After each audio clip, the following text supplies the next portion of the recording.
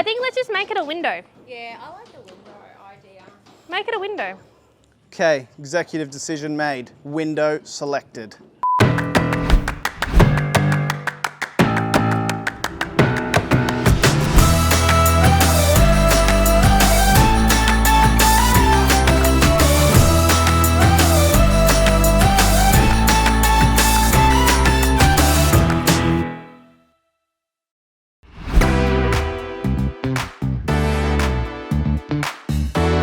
So how you going, guys? Back here at Hughes Avenue. As you can see, been on holidays for the last few weeks, and look at the place. Come back and tidy it all up, ready to go again for another big year. Well, basically out the front here, we've got all the scaffold up here now, so we can continue with the top floor. As you can see up the top there, we've already started getting all the frames up. Roof's being finished as we speak. Bricklayer is coming back next week. We just had a couple of delays with the weather around. We've had quite a bit of rain. He'll be back into it. All the brickwork up across the front of the house now. So come on in. As you can see, inside's been really cleaned up, looking nice and tidy. Everything's ready to go.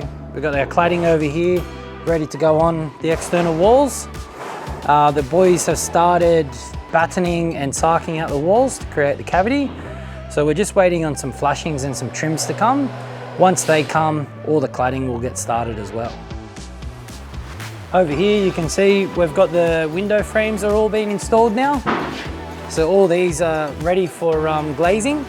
So once all the window frames are in and it's all cladded up, we'll get the glazes out and they'll come and install all the glass. Over here you've got the stairs. So we've got all the off-form stairs. Just before the Christmas break, all of these got formed up. They've come up pretty nice.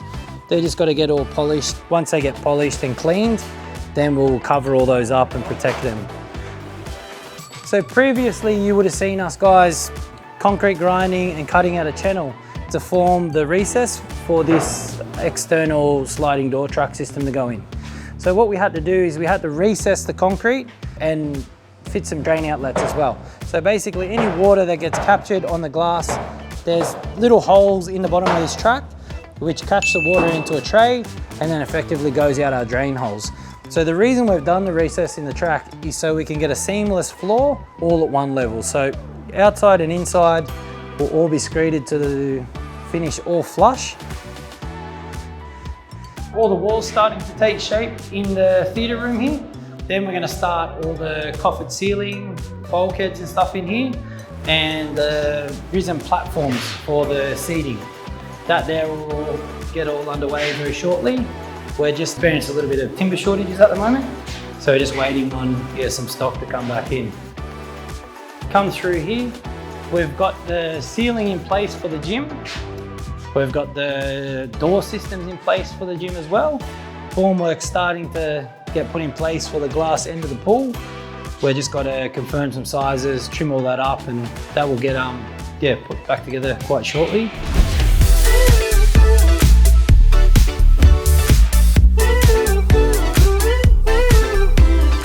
So today we're lucky enough to be joined by Camden's own, the one, the only, Simon Legs Samazic. So would you bring the coping tile all the way across to here and then all the way across? So it's coping tile four-sided and the glass becomes like a window? Or would you cut the coping short, say 600, and then the glass sits in the middle and it's coping with a glass finish in the center? If you were doing the overflow balance tank or glass, but because you can't do that, I think the window feature would look good. Do we need to put a fence across the top though? No fence across the top. The fence will come past like this and it'll stop 900 to here. There's a coping tile that acts as a buffer. So when you splash, It doesn't go over, you can't just go straight over. It hits that lip. It will still go over, but less. You're not going to get the whole amount. Infinity's how it was drawn, but the problem is because of the volume of water that will go over, you have to have a 2 meter tall catch tank in the bottom, and then you have to fence that in as well. The catch tank has to hold 6,000 litres. And then because of the size of that, you have to fence in the catch tank because of how deep it will be. I think let's just make it a window. Yeah, I like the window idea. Make it a window. Okay, executive decision made. Window selected.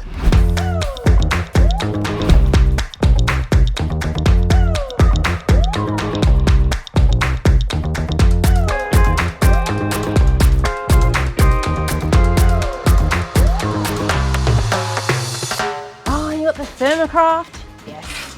Is it good? Thermocraft is amazing. So I bought 15 or 20 rolls of This is amazing stuff. it. Yeah, it's good stuff. Oh, and you know what? It's just as good as CSR, but just cheaper. So how'd you go installing it all? Found it fairly quick and simple? It's a good Very easy. process? Very easy, Yep. nice and quick. Well, Yep. as you can see, we've done this in half a day. Yeah, that's amazing, this isn't top it? floor anyway. It is amazing to have all of this clad in half a day. And you think about it, these are 3660, so you've got almost 4.5 square metres per panel going up. And what do you This reckon, about wall- 10 minutes a Yeah, panel? probably 10 minutes a panel. Yeah, something 10 like minutes that, a panel. So that's really It's quick. gone up really quick. The off-stud joiners obviously help with that, so that you don't have to use Sikaflex or anything. And then we've double batten there as well. So we've got a batten there, Yep, and we've got a batten at the backing strip. yep, and that holds that in place, that nice holds and neat. This Yep. one he goes past, Yep. so it supports the whole thing. Yeah, and that's perfect because this allows, and you've actually run this down to the perfect height, this 10 mil will allow for water to actually get out. Whereas if you were to put it down tight, water can get trapped in there and then travel. So perfect installation. You guys should be really proud of yourselves. So you're creating your facade over the top of the frame. And that's it. And if any water was to get in there, because you've actually battened it out, well, it's runs going to out. run out of the cavity. So you know Because you're then I never going to have made- an issue. I got a flashing made that comes down 70, Yeah, out 50, perfect. and then down 25. Yeah, yeah. So And it then allows this for any sheet water runoff. is 10 mil up as well. Yeah, so it allows for any water runoff and stops vermin from getting into the wall. So and- anything that and goes living in inside Yeah. runs onto that flushing and gets out. there. Perfect. And then obviously your wall wrap sits Yep. over that. So any water that gets onto that all comes That's out. it. Because it's that wall wrap, the one that you've particularly used instead of using a silver sock, actually allows for moisture to come out of the wall Yeah. and then condensate. It'll either evaporate or run out, but it stops water from going in. And Yeah. that's really important. Whereas a silver sock, it actually traps moisture in that cavity, and that's how mold starts. So And over well time, done, guys. breaks down, you just touch it and it just flakes apart. Correct. This stuff lasts a very long time. Yeah, no, it's I absolutely haven't seen any of it fantastic. break down yet. No, no, it is actually good. really, really good. So, you know, the beauty with the joiners is once they're painted, you actually don't see the joint. No, you won't see them at all. They're milled the same on either end. You can Can use take it the any waste, side. you can rotate them. Flip it over, Yeah. do anything with it. So Yeah, no. this is good. Well done. Technical Still- things you find out as you go along. Yeah, and that's it. And that's why it's so important to get us out to site so we can run through this stuff with you so that, you know, you can walk away Yeah. and not we're have to worry about ever the coming user, back. so Yeah, you guys manufacture it all. that's it. Obviously, if you get some feedback from us, you guys can change things and make things easier for us all, I guess. But that's it. And that's what we're supposed to do.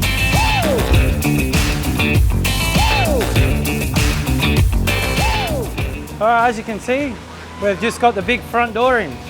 So 650 kilos this door weighs. It was quite a mission to get it in. We just used the crane, lifted it up, and it took 4 or 5 of us to actually get it into the house. Now it's in here, we've got the pallet jack under it.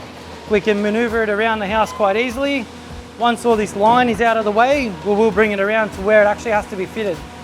It's going to be quite a mission to get it fitted. It's going to take quite a few of us to lift it in place. And then we've got to actually make up some stands to hold it there, and then form up all around it, put all the steel in, box it all up, and then we're going to pour off-form concrete around it as well. So it's going to look really, really cool. It's just something that's going to be very difficult and a bit of a challenge to get us there, but we will get it there.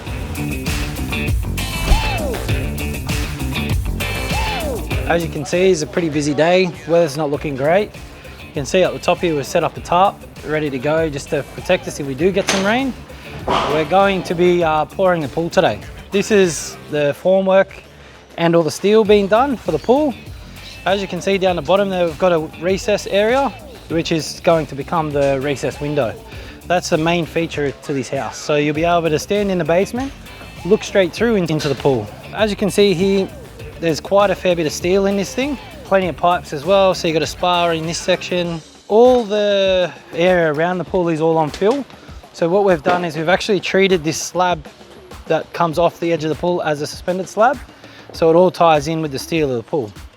So essentially, if the ground sinks underneath, the slab will not move because it's all cantilevered off the base of the pool. So it's quite a different way to do things, but it's probably the best option for this place here.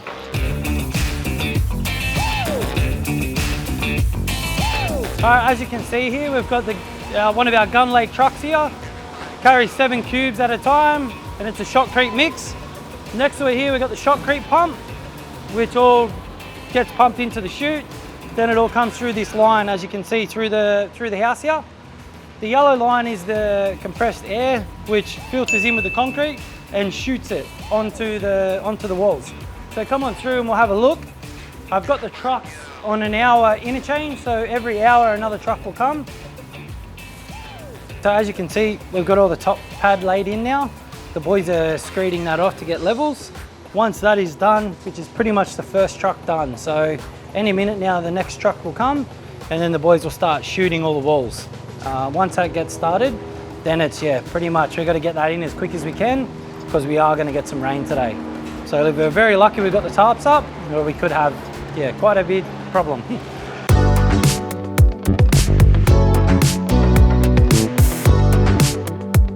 All right, so you got Abs over here, our number 1 form worker, steel fixer, concreter, all in one. Just over here, just keeping an eye on the boys, making sure they're doing stuff. Then you've got the other 2 boys on the trowels, troweling off, screeding, getting it all leveled up. Then you got the shotcreter in there holding the line. Then you got his labourer in there controlling the pump and dragging the line out of the way, so he can keep everything moving and keep everything flowing.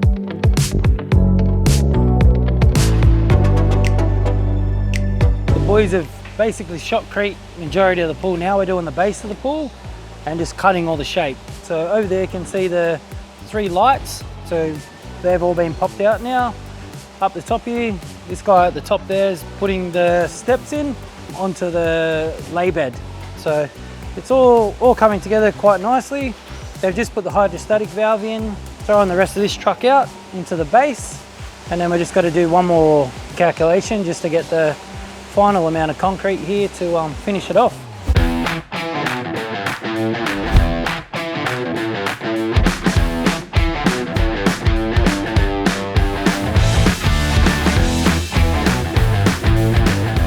How you going, guys? Back out here at 12 Hughes Avenue today, just up on the roof here with Jared from EST Skylights, one of VLUX's number 1 installers, they tell me.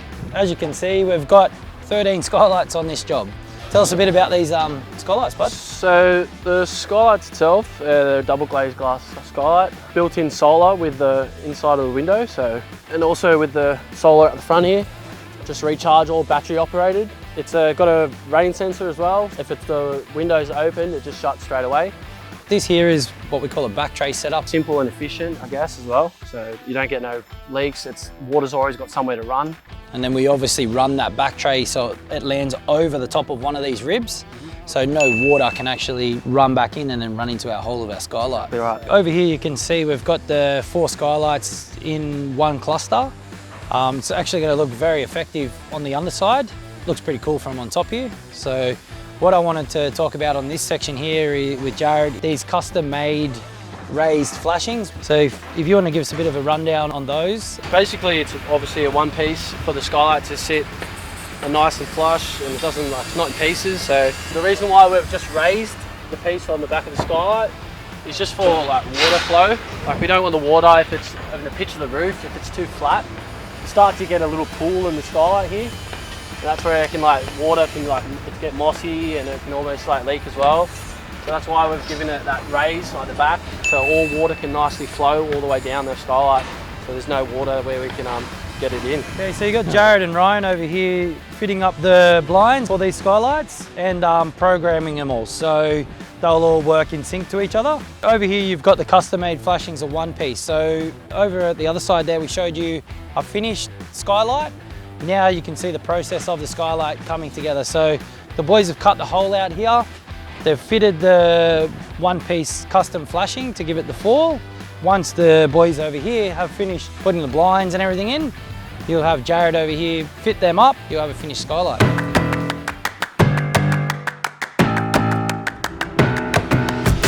come in here to do a site measure on the kitchen, butler's pantry, laundry, and a bit of the theatre room joinery downstairs. There's a few changes that we made. Yeah, just a few bits and pieces. As you do when you're designing a house, you think about it, then when you're physically standing in the space, you go, oh, maybe we could work this better or do this section to work more with our lifestyle and how we're going to live within the house.